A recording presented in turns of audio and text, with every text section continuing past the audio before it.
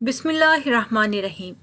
मैं दुल्हन बनी अपने कमरे में बैठी थी। शादी के सुर्ख जोड़े पर सिर्फ गोटा ही लगाकर उसे रूसी जोड़े का टच दिया गया था, क्योंकि ऐसा ही कम कीमत जोड़ा मेरा गरीब बाप मुझे दे सकता था। मैं खूबसूरत थी, इसलिए मामूली से जोड़े में भी अच्छी लग रही थी। मेरी सहेलियां मेरे पास बैठी मुझे शाहरुख के नाम से छेड़ रही थी। मेरे वालिद एक कंपनी में मामूली सी मुलाजमत करते थे, इससे हमारा गुजर बसर होता था। फिर मेरे माँ बाप ने कर्ज उठाकर मेरा थोड़ा बहुत जहेज बना लिया, यहाँ तक कि 18 कैरेट के सोने के टॉप्स मेरी सास के लिए भी बनवाए थे। मेरी बारात आ चुकी थी। शादी का इंतजाम मेरे वालिद ने घर के सहन में ही किया था, क्योंकि बारात बस 30 अफराद पर मुश्तमिल थी। और अब्बा ने कहा था कि इतने लोगों का इंतजाम तो हमारे सहन में आराम से हो जाएगा। बरातियों की आमद पर डोल की आवाज़ में मेरे दिल की धड़कनों को भी बढ़ा दिया था। मेरे चेहरे पर एक मुस्कान सी सजी गई थी। नाचने गाने की आवाज़ें अब मेरे सहन से भी उठ रही थीं। मेरे छोटे बहन भाई और सहेलियां बारात देखने सहन में जा चुकी थी। दिल तो मेरा भी बहुत बेताब था कि अपनी बारात को देखूं, लेकिन मैं अपनी ये ख्वाहिश पूरी नहीं कर सकती थी, क्योंकि मैं दुल्हन थी। मैं भी अपने दिल की बेताबियों को ही इत्तेदाल पर ला नहीं पाई थी कि मेरा छोटा भाई 10 साल मेरे कमरे में आया। वो बड़ा खुश लग रहा था। कहने लगा, आपा आपकी शादी पर नाचने के लिए हिजड़े आए हैं, जिनसे आपको बहुत डर लगता है। बहुत भंगड़ा डाले हमारे सेन में, बहुत मज़ा आ रहा है। ये कह के वो बाहर चला गया। मेरे छोटे बहन भाई मुझसे बहुत मानूस थे, अपनी छोटी छोटी बात भी मुझसे ज़रूर करते थे। एक तरफ मेरे दिल में मेके से जुदा होने का गम था, क्योंकि अभी मेरी उम्र 18 साल ही हुई थी कि मेरी माँ को मेरी शादी की फिक्र पड़ गई। मुझसे छोटी 2 बहनें थीं और सबसे छोटा बस एक ही भाई था। मेरा रिश्ता हमारी पड़ोस वाली खाला ने करवाया था। एयाज उनके दूर के रिश्तेदार थे, बस आना जाना ही रिश्ता हो रहा था। रिश्ता होते ही मेरी सास ने कहा कि हमारे यहाँ रिवाज है कि रिश्ते होते ही लड़के के घर वालों को जोड़े दिए जाते हैं। ये मेरी सास की पहली फरमाइश थी। मेरी माँ ने अपने कानों में पहने झुमके बेचे और मेरे ससुराल वालों को अच्छे जोड़े दिए। इसके बाद तो जैसे ये सिलसिला चल ही निकला था। मुनासिब सा फर्नीचर, ज़रूरत की हर चीज़ मेरे वालिद ने इधर उधर से कर्जा लेके मेरे जहेज के लिए बनाई थी, ताकि मेरी बेटी की ससुराल में इज्जत हो सके। मैं अपने वालिदैन की जितनी भी कदर करती उतनी ही कम थी। उन्होंने अपनी तरफ से कोई कमी नहीं छोड़ी थी। बाहर हल्ला गुल्ला हो रहा था, मेरा दिल यूं शादमा था। सारी रौनकें मेरे आंगन में सजी हैं। बिना देखे भी बाहर के होने वाले हंगामे से मसरूर हो रही थी कि अचानक से ढोल की आवाज़ एकदम ही बंद हो गई।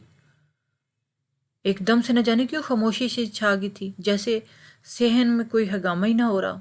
फिर मेरे जहन में जाने वाला ख्याल आया कि मैं इत्मीनान होगी कि शायद निकाह शुरू हो चुका है, लेकिन मेरे वालिद के रोने की आवाज़ ने मुझे बेचैन सा कर दिया।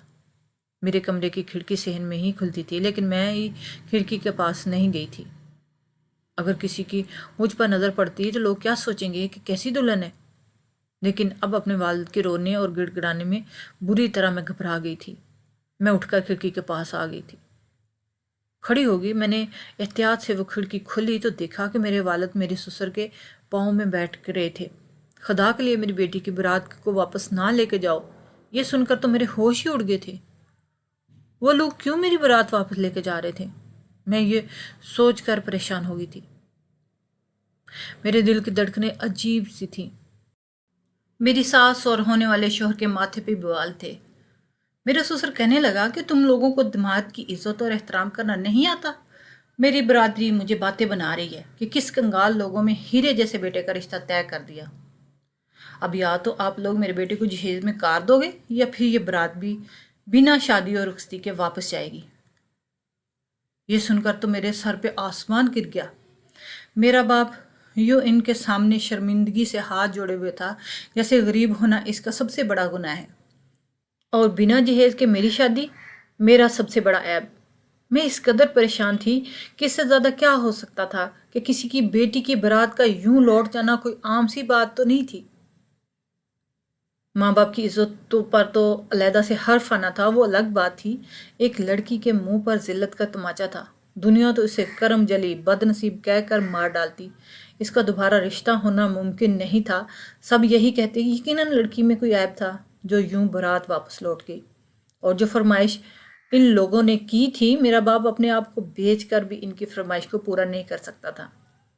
हमारे जैसे सफ़ेद पोश की बच्चियां इसी वजह से भाग की चौखट पर पड़े بڑھاپے کی دہلیز کو جا پہنچ دیا کہ ان کے پاس لڑکے والوں کی فرمائشی لسٹ پوری کرنے کے لیے پیسے نہیں ہوتے۔ میں یوں تھی کہ کاٹو تو لہو نہیں۔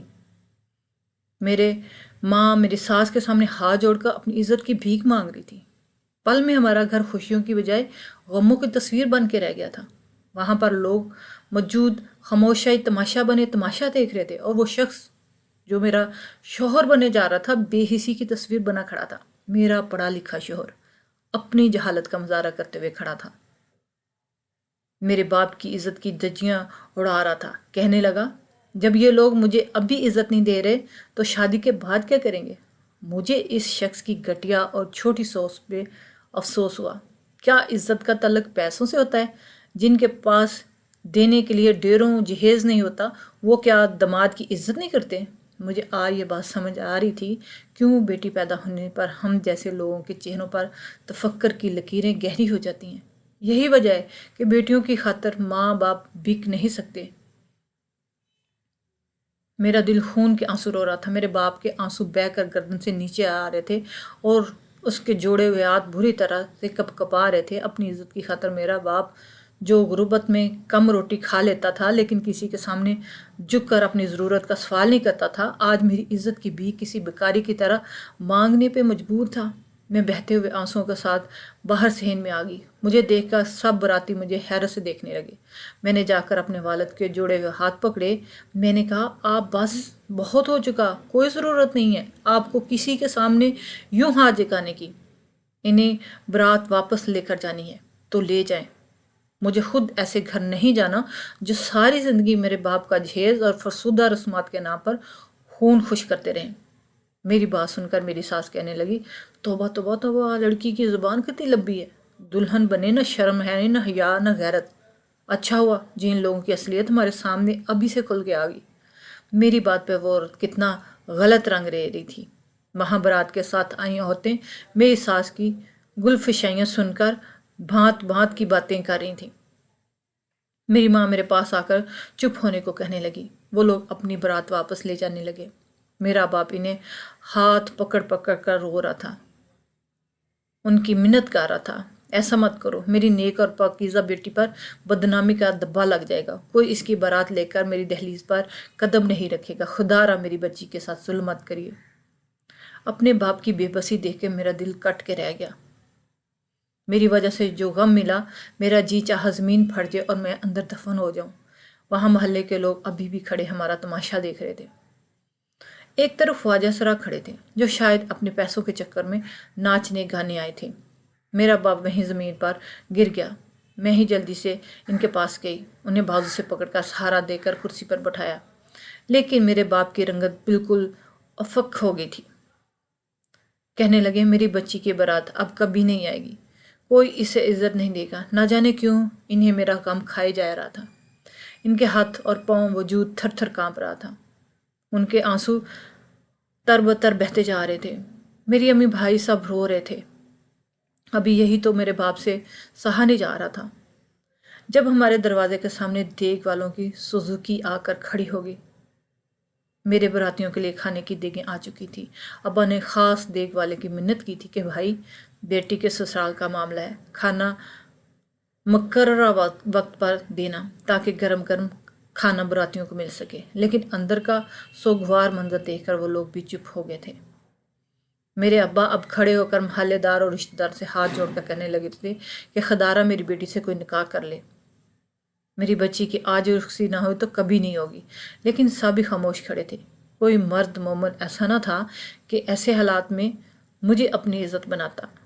یہ میرے باپ کی بے بسی کی آخری حد تھی۔ لیکن محلے والے بھی کتراتے ہوئے گھر سے باہر نکلنے لگے جب ایک خواجہ سرا میرے باپ کے سامنے آ کھڑا ہوا اور کہنے لگا، چاچا، اپنی بیٹی کا نکاح مجھ سے کر دے۔ میں تو ابھی اپنی برات کے واپس لوٹ جانے پر یہ ماتم منا رہی تھی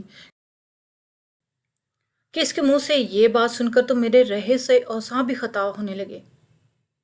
یہ شادی کیسے ہو سکتی ہے؟ یہ سوچ کر میرے پورے وجود میں جرجری سی آنے لگی۔ مجھے تو بچپن سے ہی ان خواجہ سرا سے ڈر اور وحشت محسوس ہوتی تھی۔ بے شک اس شخص نے میرے والد کا دل رکھنے کے لیے یہ بات کہی تھی۔ ایسا تو کبھی نہیں کر سکتا۔ میں بھی یہی سوچ رہی تھی کہ ابا نے اس کو دیکھ رہے تھے۔ میرے سامنے کھڑے نکاح خاں سے کہا کہ آپ میری بیٹی کا نکاح شروع کریں، تو میں بری طرح سے چکرا کے رہ گئی۔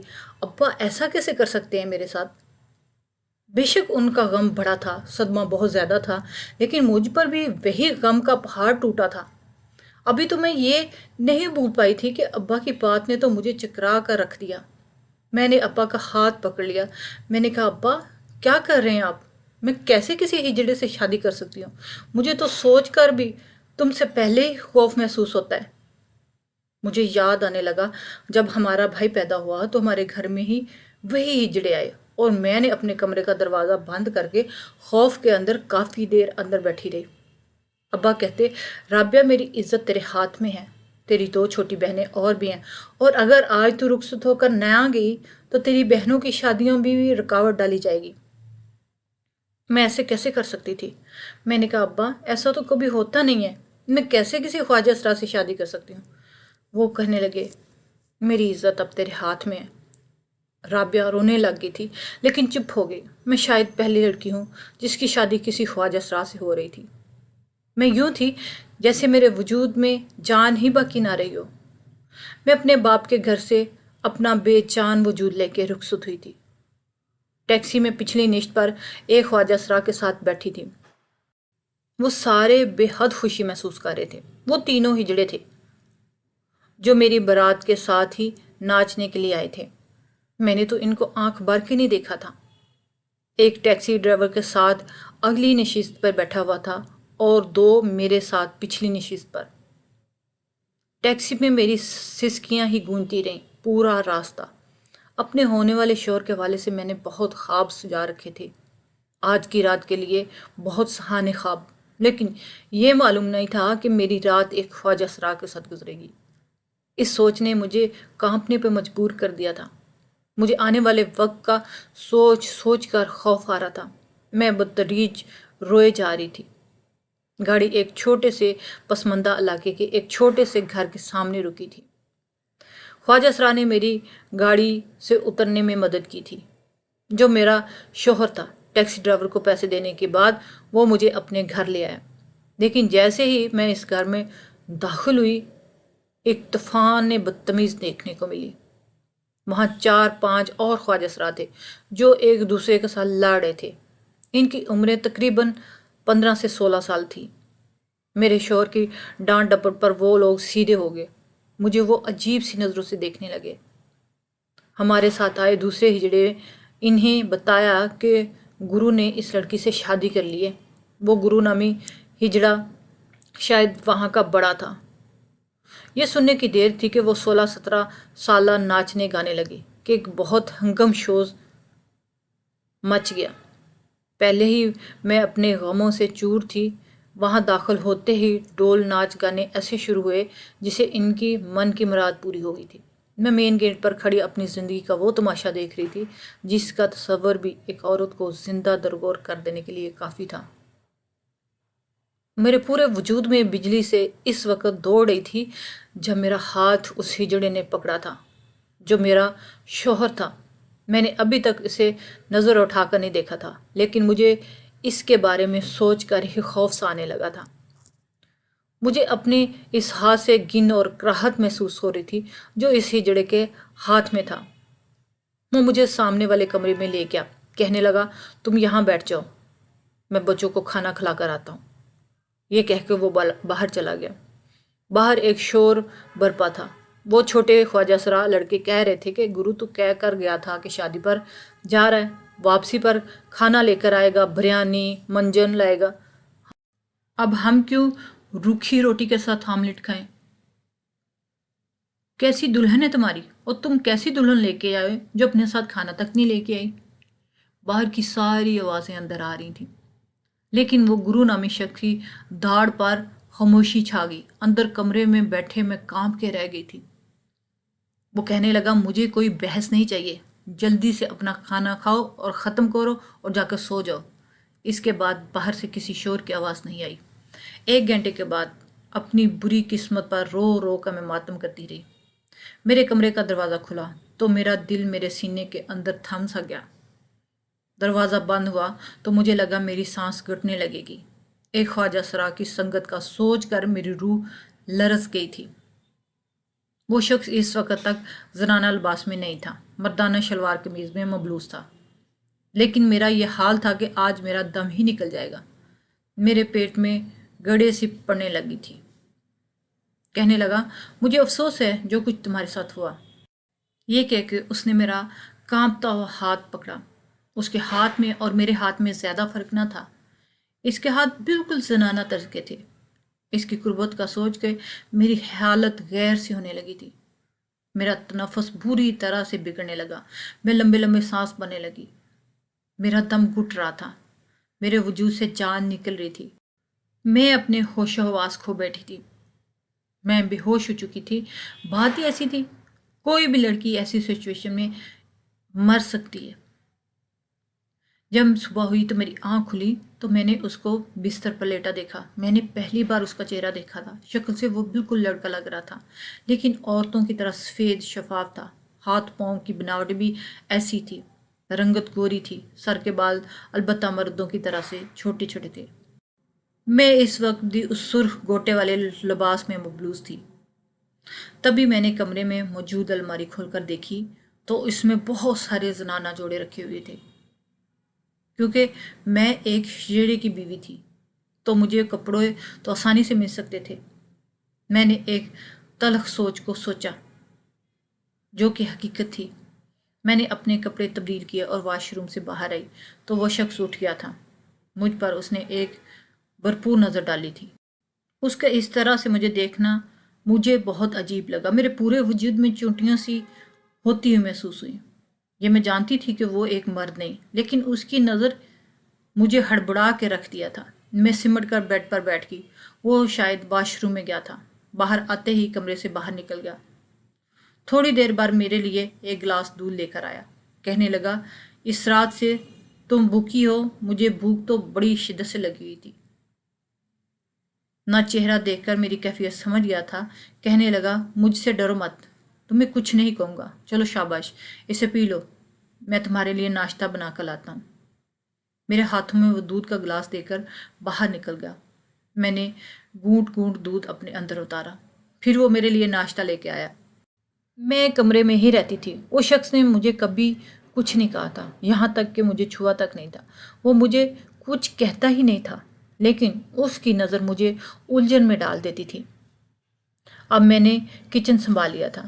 مجھے حیرت اس بات کی تھی کہ جو کم عمر خواجہ سرا تھے وہ اسکول جاتے تھے۔ میرا شوہر انہیں تعلیم دلوانا چاہتا تھا، حالانکہ وہ دوسرے دن آ کے اسکول سے واپسی پر رو رہے ہوتے تھے۔ کہتے تھے کہ کلاس کے بچے ان کا مذاق اڑاتے ہیں، استاد بھی عجیب سی نظروں سے ہمیں دیکھتے ہیں۔ تم کیوں اسکول ہمیں بھیجتے ہو گرو؟ ہمیں ساری زندگی ناچ گانا ہی تو کرنا ہے، پڑھ کر کیا کریں گے؟ لیکن وہ کہتا کہ تم لوگوں کو تعلیم دلوانا ہے، تم لوگوں کی باتوں کو اگنور کیا کرو، آج سہ جاؤ گے، جب تک کل تم کچھ بن جاؤ گے تو یہی لوگ تم کو سلام کیا کریں گے۔ مجھے اپنے شوہر کو دیکھ کے حیرت ہوتی تھی۔ وہ ان ہجڑوں کو تعلیم دلوانا چاہ رہا تھا اور وہ ایک اچھا خاصا انسان تھا۔ تقریباً 22 سے 25 سال ان کی عمر تھی۔ جو آہستہ آہستہ مجھ پر راز کھلے ان کو جان کر میرے ہوش اڑ گئے۔ ان بچوں کی میرا شوہر کفالت کر رہا تھا۔ اس شخص نے مجھے کبھی کچھ نہیں کہا۔ وہ تینوں ہجڑے ناچ گانے کے لیے چھپ کر جاتے اور رات کو دیر لوٹتے۔ ایک بار اس شخص نے مجھے نئے کپڑے لا کر دی۔ میرا وہ بہت خیال کرتا تھا۔ ہمارے درمیان صرف احساس کا رشتہ تھا۔ اس کے سارے کام میں چپ چاپ کر دیا کرتی تھی۔ لیکن ایک بار جو کچھ میرے ساتھ ہوا، میرے ہوش اڑ گئے تھے۔ رات وہ تینوں ہجڑے ناچ گانے کے لیے گئے ہوئے تھے جب پیچھے دروازہ زور سے بجا۔ میں نے پوچھا کہ آپ کون ہیں؟